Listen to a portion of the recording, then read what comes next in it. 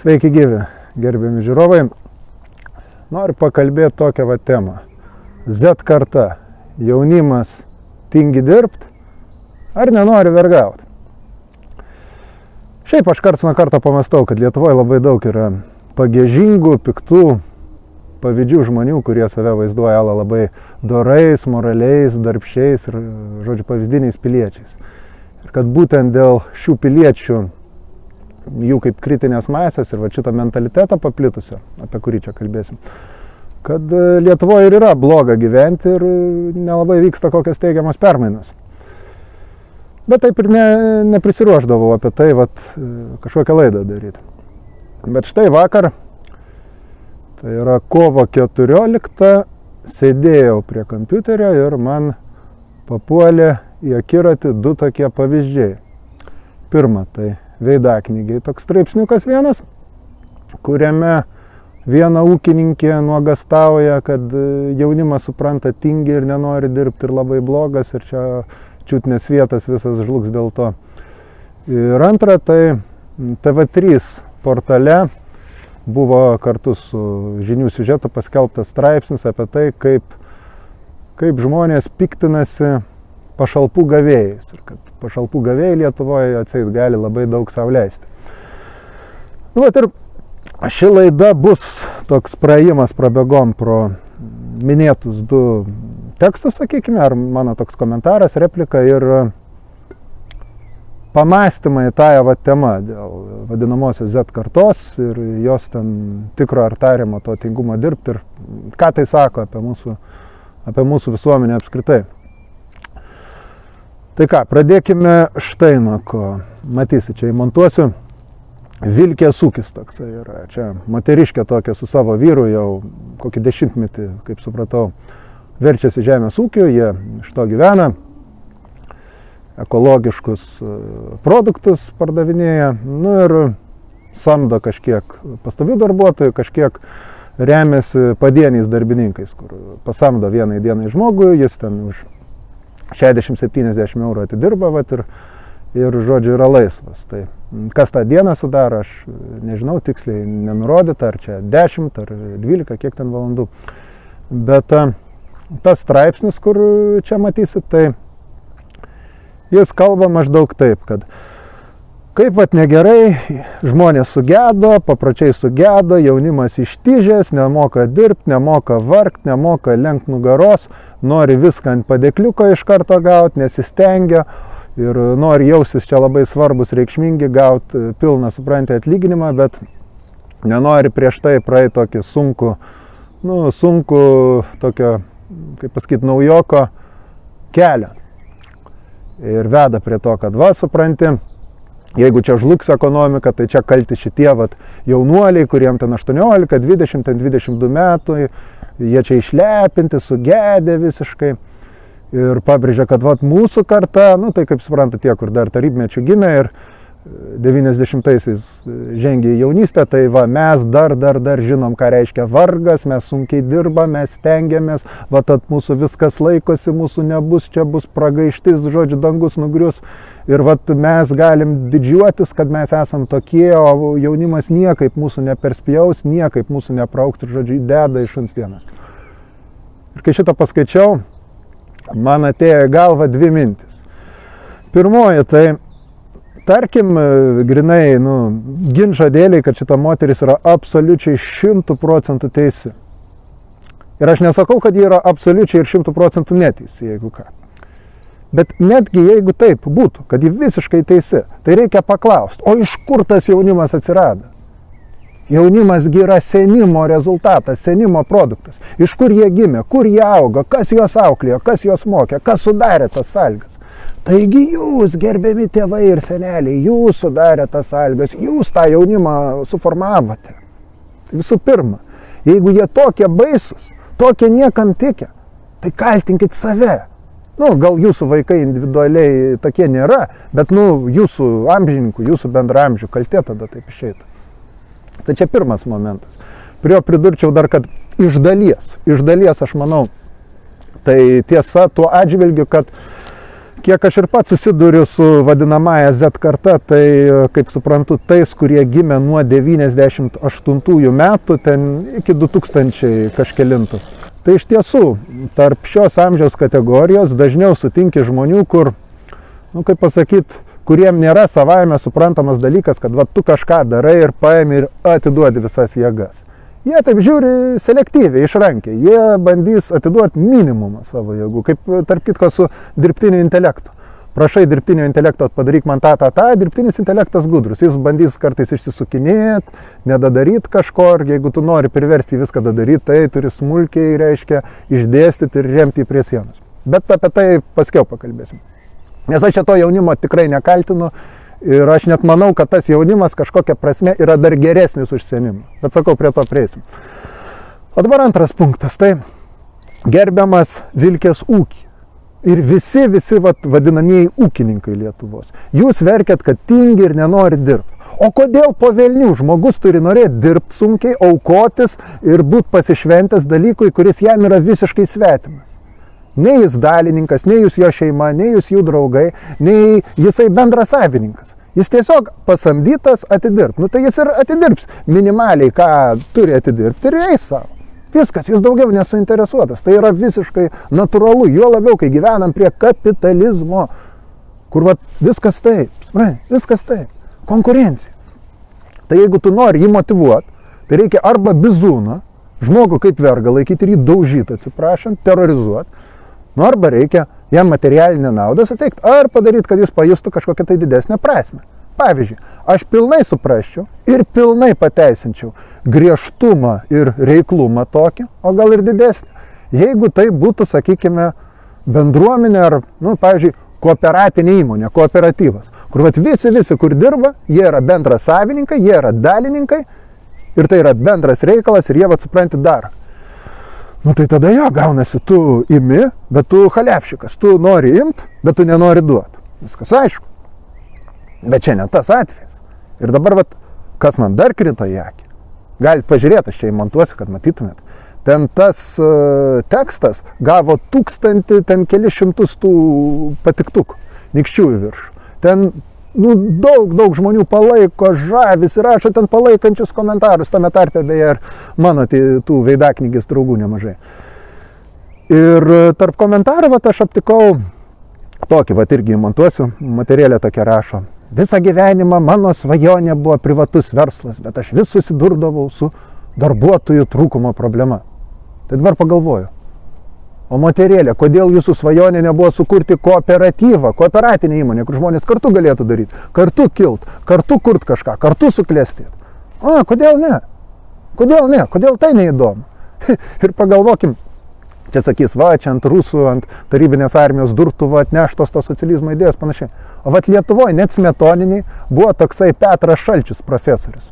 Dirbo jis ir tarybiniais laikais. Akademinį darbą. Tai Petro Šalčiaus, šito minėto ekonomisto lietuvio, yra 2 tomai raštų išėję sąjūdiniais laikais. Ekonomikos teorija ir kooperacija. Tai žmogus plėtoja idėjas kooperatinių įmonių kūrimo, tai yra įmonių paremtų neišnaudojimo kooperacija, tai yra bendradarbiavimo. Tos idėjos buvo praktikuojamas ir taikomas tiek tarybmečių, tiek ir iki jo vienaip ar kitaip. Bet kažkodėl dabartiniam mūsų tautiečiam, mūsų bendrapiliečiam tas nelabai įdomu. Jų svajonė yra, žodžiu, ne kažką kartu sukurti ir bendrai džiaugtis tuo. Jų svajonė yra, grubiai šnekant, tiesiog išnaudoti kitus žmonės ir tuo pagrindu savo krautis turtus. Bet tokia yra lietuviška svajonė. Bet eikim toliau. TV3 LT straipsniukas. Matysit, vėl įmontuosiu čia antraštę, piktinasi, suprantat. Mes čia sunkiai dirbam, o pašalpinės, atsiprašant, bobas gali gyventi už pašalpą ir eina į grožio salonus, ten tvarkosi ten nagus, ten plaukus, ten taip toliau. Kaip čia gali būti, kad mes dirbam ir savo to neleidžiam, o čia tinginės gauna pašalpas ir vis tiek savo tai leidžia. Tai aš ką pagalvoju. Dėkime į skliaustus dabar tuos visus grožio salonus, nagus, plaukus ar panašiai. Sakau, dėkim į skliaustus, nes mano asmeniniu požiūriu tai yra visiška tuštybė, visiškas pinigų švaistimas ir tom pačiom moterim visiškai nereikalinga. Bet šitų moralinių vertinimų, vat pagalvokim, žmogus gauna pašalpą. Tau blogiau nuo to, kad jis gauna tą pašalpą? Ne. Tau vat blogai, kad tu dirbi, tai gal tavo darbas yra blogas, gal tavo darbdavys yra blogas, gal tu nekenti savo veiklos, gal tu nekenti savo gyvenimo. Tai kodėl tu pyksti tada ant to žmogaus, kad jis gal geriau, gudriau susitvarkė negu tu, kai jis iš tavęs nieko neima? Suprantat, aš pagalvoju apie mentalitetą. Turim Prancūziją. Šalį, kurioje buržuazinė demokratija daugiau kaip 200 metų vienaip ar kitaip egzistuoja. Ir kur senos revoliucinės tradicijos, senos solidarumo, savitarpio pagalbos, kovos už žmogaus teisės, reiškia, už teisingumą tradicijos. Tai Prancūzija bedarbio pašalpa yra vienas, kaip pasakyti, lengviausiai, plačiausiai prieinamų dalykų. Ir kai valdžia bando atiminėti, ar tai, ar kažką su tuo susijusio, tai kyla kokie protestai, masiniai mitingai, streikai, net riaušės. Kodėl? Nes prancūzai puikiai suvokia, kad bedarbių gali tapti ir kažkada anksčiau ar vėliau tampa ir jie patys. Ir kodėl reikia padaryti, kad kitam būtų blogai. Nes pagalvokim, jeigu, sakykime, yra tokia situacija, arba tu dirbi kažkur, arba tu nedirbi ir tu nieko neturi. Jeigu tu nedirbi ir tu negali padengti bazinių kaštų, tai yra pavalgyti, susimokėti komunalinių mokesčių ir taip toliau ir panašiai. Gaunasi, kad tu esi absoliutus vergas darbdavių. Tai yra, tu priklausomas nuo jų. Tu negali rinktis, man priimtinas darbdavys, nepriimtinas, man tinka sąlygos, netinka sąlygos. Tu eisi belė kur tik tave paims, kad tik nenudvėst, atsiprašant. O taip, šiek tiek tirštinant spalvas. O bet tačiau, jeigu tu gauni tą pašalpą, ar iš vis, jeigu tu gautum vadinamasias bazinės, visuotinės bazinės pajamas, taip vadinamas, tai tada keičiasi žaidimo taisyklės. Tada, jeigu tau netinka darbdavys, jeigu tau netinka siūlomos sąlygos, tai sakai, eik po velnių, aš eisiu ieškoti kitur, arba ant galo aš gal pat savo kažką kursiu. Žmogus nesitaiksta tada. O ne, Lietuvoje mentalitetas tas, kad čia tie pašalpiniai, jie čia labai blogi, čia nereikia nieko duoti, panašiai. O bet Nerijus Numavičius, koks čia geras, čia tinka, čia tvarkoja. Ir tas mane veda prie, iš esmės, tokio paralelinio, glaudžiai susijusio klausimo. Mano vienas toks draugas gyvena Lietuvoje daug metų, pats iš vakarų Europos yra, tiksliai šalies neįvardinsiu, bet jis stebina tai, ant kiek lietuviai, ypač Vilniui, ant kiek jie niekina benamius, ant kiek jie jų nekenčia. Ir klausia manęs kaip, kodėl. Aš sakau, draugė, čia yra smulkia buržuazinis miesčioniškas mentalitetas, kaip mūsų nacionalinio charakterio savybė. Žodžiu, čia yra žmonės, kurie kažką biški savo turi ir jie žiauriai bijo ir žiauriai nori įsiteikti tiem, kurie virš jų, tiem didiesiam ponam. Ir žiauriai nekenčia bet ko, kas gali sukelti grėsmę juolą stabilumui ir normaliam gyvenimui, ir kurie žemiau jų, jie jaučia paniką. Ir dabar žiūrim, nekenčia vadinamų bomžų. Kodėl? Sakys, parazitai, nieko nedirba, nenori prisidėti prie visuomenės, ima mūsų čia uždirbta kažką, pašalpiniai, parazitai. Gerai, imkime, kad parazitai, bet yra gamtoj ir žmonių visuomeniai gerybiniai ir piktybiniai parazitai. Pažiūrėkim, kas yra Nerijus Numavičius, kas yra Ilonas Maskas, kas yra visi stambus bankai, stambios korporacijos. Kas jie yra? Jie ne savo darbų susikrovė tuos turtus. Jie susikrauna turtus tų žmonių masių, tūkstančių ir milijonų, kuriuos jie išnaudoja. Dieną iš dienos, savaitę iš savaitės, mėnuo iš mėnesio. Tų žmonių prakaito, tų žmonių gyvenimų sąskaita, jie susikrauna savo milijonus ir milijardus. Tai čia yra piktybiniai parazitai. Ir jie vis didina ir didina apsukas, vis greitina ir greitina viską, vis brangina ir brangina viską. Kam? Tam, kad tu turėtum vis dirbti ilgiau, ir daugiau, ir daugiau, kad šertum juos. Bet ar šitie žmonės piktinasi jais? Ne. Čia yra verslininkai, čia yra mūsų visuomenės pagrindas, jie kuria darbo vietas, supranti, jie kuria vertę, pasakys. Ne? O bomžas labai blogas. Bet žiūrėkim, ką daro bomžas? Bomžas yra sanitaras savotiškas. Jis surenka likučius, kur patys šitie padorus ir normalūs piliečiai išmetinėja. Tik taip tariant, bomžas parazituoja, ta prasme, kad jis gal nieko nepagamina, nesukuria, nepadaro. Bet jisai neima, jis negrobia iš tavęs, jis surenka tai, ką tu išmėtai. Tai jis yra sanitaras, jis nepiktybinis parazitas. Jeigu taip pat kalbėt, kaip pasakyt, gyvūnijos pasaulio žargoną taikant. Tai, bet mūsų lietuvaičiai baisiai jų nekenčia. Kodėl? Vat būtent dėl to mentalo. Būtent dėl to jie ir vadinamų pašalpinių nekenčia. Ir būtent dėl to jie blogai gyvena. Todėl, kad kai tu nekenti silpniausią ir nori laižyti tam tikrą vietą stipriausią, tai tas stipriausias paims, suskaldys tave su kitais kaip tu ir atiminės po truputėlį, po truputėlį, po truputėlį. Viską atiminės. Ir per šią prizmę žiūrint, tai ir tie NT mokesčiai, ir tie PVM-ai keliami, ir branginamas kainas, krautuvėse, viskas, ir netgi tas karas artėjantis. Visa tai kažkokia tokia, aš nenoriu linkėti blogą ar būti kažkokiu pragaišties pranašu, bet visa tai savotiškai pelnyta, tai kaip kažkokia karma, sakykime, neigiama. Pats piktas, pagiežingas, nekenti kitų žmonių, kurie tau nieko blogo nepadarė. Ir va dabar pareina rezultatas, nes tu pats nukentėsi nuo to. Nes čia solidarumo ir teisingumo idėjos yra tiesiog nepaklausios. Galbūt todėl, kad šitie žmonės kažkokia prasme, ne ta kaip ponas Landsbergis sako, bet kažkokia prasme jie pernelyg gerai gyvena. Ir tai pasakęs, aš noriu pereiti prie paskutinio punkto šitų mano pamastymų. Tai vat, apie tą Z kartą. Vat čia buvo tie du pavyzdžiai. Kaip vyšnia ant torto, turim dar vieną mano atradimą. Vat LRT išėjo straipsniukas, kad vis daugiau ir daugiau yra jaunuolių, kur baigia vidurinį, neina nei studijuoti, nei darbinasi, žodžiu, sėdi tėvam ant sprando.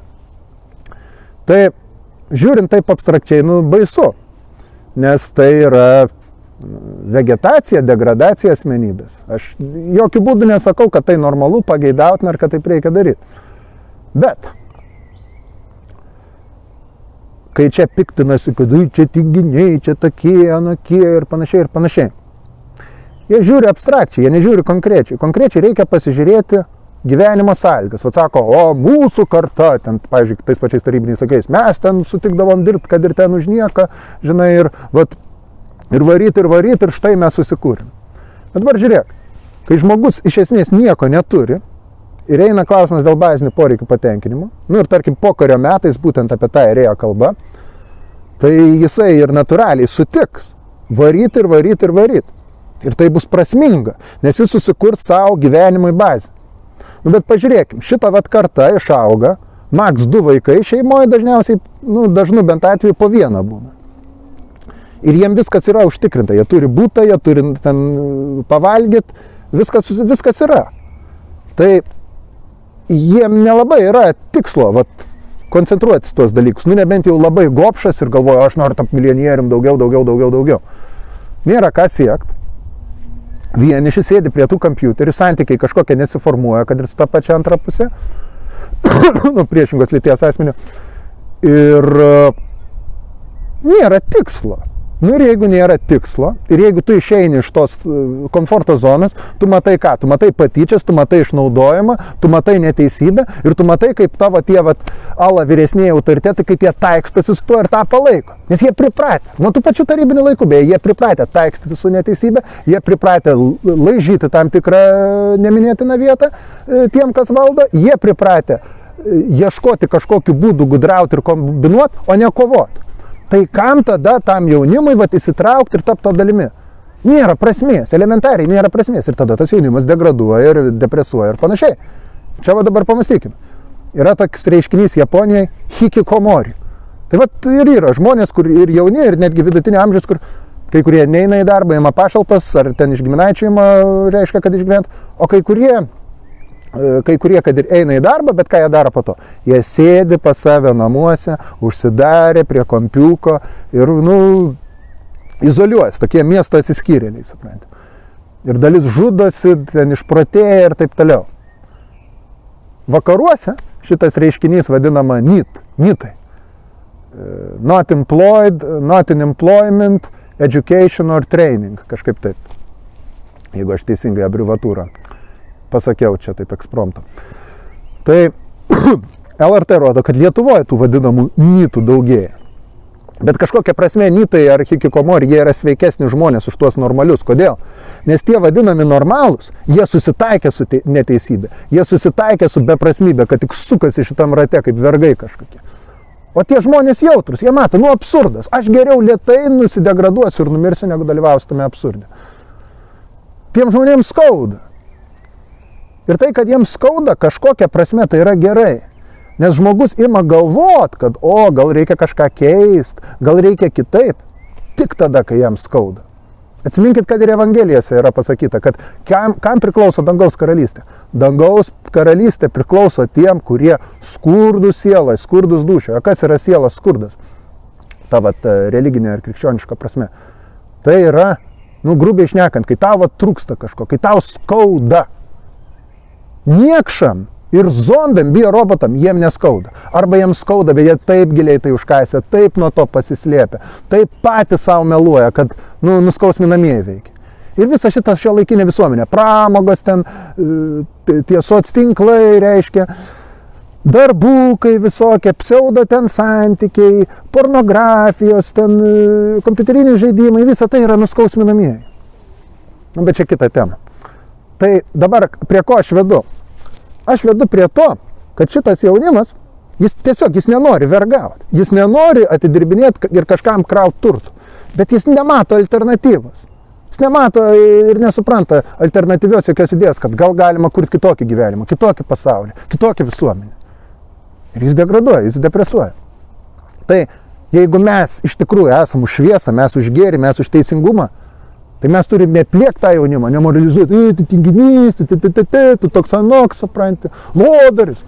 Mes turim pasakyti jaunimui, taip, šitas pasaulis yra, atsiprašant, išmatų krūva, nuodingų išmatų krūva. Ir jį reikia šluoti, šluoti iš pašaknų, šluoti nuo šitos žemės paviršiaus.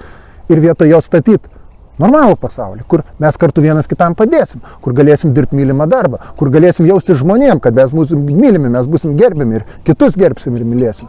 Ir kad dėl to yra verta dirbti, dėl to yra verta dėti savo pastangas, savo energiją, stengtis ir jeigu reikia ir aukotis.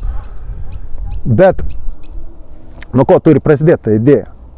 Maksimum, tai čia būtų jau, radikali socialinė revoliucija, viską apversti, ten valdžią reiškia ir kurti visiškai kitokią visuomenės santvarką. Bet tam absoliučiai jokių prielaidų nėra, ypač Lietuvoje dabartiniai. Nei politinė organizacija, nei masė žmonių, kur taip galvoja, tai čia drambliuko svajonės. Bet yra maži dalykai, kur yra mūsų gali, kur mes pajėgus daryti ir turim daryti. Ir nuo jų turėtų prasidėti. O ką mes galim daryti? Mes galim kurti ratelius diskusijoms. Mes galim, jeigu ambicingiau, mes galim pradėti skleisti savo idėjas, kurti kanalus internete, tinklapius. Galim ant galo dar ambicingiau. Galim kurti bendruomenės, galim įsigyti kartu savo nuosavybę, bendradarbiaudami gyventi. Mes galim gal savo įmonių, savo verslus kurti, vėlgi minėtojų kooperatyvų pagrindų. Ir tuo būdu rodyti pavyzdį. Asmeninį ir tokį kolektyvinį pavyzdį, kad yra įmanoma dirbti, yra įmanoma gyventi ir organizuotis ne vienas kitam jojant ant sprando, o kooperuojantis. Ir kad taip yra ir praktiškiau, ir iš tikrųjų daug smagiau ir prasmingiau gyventi. Vat ir šitą idėją reikėtų kelt kaip vėliavą, kaip alternatyvą šitam normaliam gyvenimui, ir štai visuomeniai, kuri ir daro iš jaunimo apatiškus, depresuotus, tokius, užsisklendėlius. O šitie teisuoliai ir padorūs piliečiai, tai, tegul įsižeidžia, bet tegul jie eina po velnių. Su visa savo visuomenė, su visom savo vertybėm ir su savo tariamu darbštumu, kuris tik tam, kad prisikraut savo kišenę. Būkim darbštus, varykim, negailėkim savęs vardant šitos idėjos, vardant pasaulio, kur bus lygybė, bus teisingumas, žodžiu, aš tai vadinu kairiąją socialistinę, komunistinę, ar, sakykime, humanistinę idėją. Dėl šito verta dirbti ir stengtis. Ir aš ir mano draugai, bendražygiai, mes tą, kaip suprantam, taip darom ir darysim. Ir kviečiu ir kitus, ir visų pirma jaunimą, jungtis prie šito reikalo. Tai toks mano monologas. Tai pasakius, tai kaip visuomet. Jeigu jums patiko, dėkit nykščius į viršų, dalinkitės, platinkit, skaitykit mūsų saitą tiesos.org, rašykit laiškus. Čia nurodoma pašto adresu, jei norit bendradarbiauti. Jei galit ir norit finansiškai paremti, padarykit tai arba per Patreoną, arba per čia nurodomus banko rekvizitus. Nu ir aišku, rašykit komentarus, diskutuokim, ginčykimės. Tik prašau tą daryti kiek įmanoma kultūringai bei argumentuotai. Nu tai va, tiek norėjau šiam kartui ir iki kitų laidų. Sėkmės!